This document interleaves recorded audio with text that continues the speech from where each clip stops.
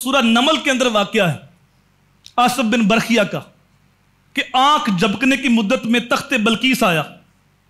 جب آپ نے جنوں سے کہا کہ تخت لانا ہے، تخت کا ہے ملک سبا میں، 1 مہینہ جاتے لگتا ہے، 1 مہینہ آتے لگتا ہے، 7ویں کوٹری کے اندر مقفل ہے، دربان کھڑے ہیں، تالے لگے ہیں کہ موبائل نہیں کو جیب میں ڈال کے لے آئیں، 80 ہاتھ لمبا ہے، 40 ہاتھ چوڑا ہے، زمین کے اندر گڑا ہوا ہے، ہیرے جوہرات موتی اس کے اوپر لگے ہوئے، اس کو لے کے آنا ہے۔ تو جن نے کہا میں لا سکتا ہوں۔ کتنی دیر میں؟ جتنی دیر آپ یہاں بیٹھے ہیں۔ کہا نہیں، ہمیں پہلے چاہیے۔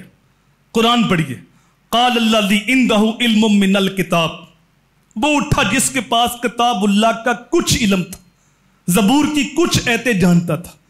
اس نے عرض کی آنا آتی کا بھی قبل ان یرتد الیک طرفک، حضور میں وہ تخت لا سکتا ہوں کتنی دیر میں؟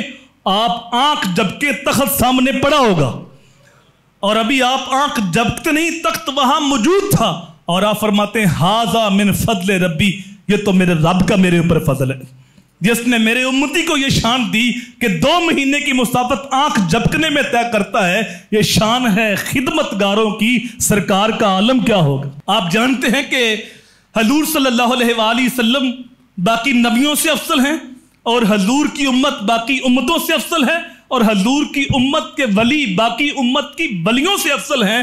تو جب اللہ تعالیٰ نے بنی اسرائیل کی امت کے ایک ولی کو یہ شان دی ہے کہ 2 مہینے کی مسافت آنکھ جھپکنے میں طے کر دیتا ہے، تو پھر میرے حضور کی امت کے ولیوں کی عظمت کا عالم کیا ہوگا۔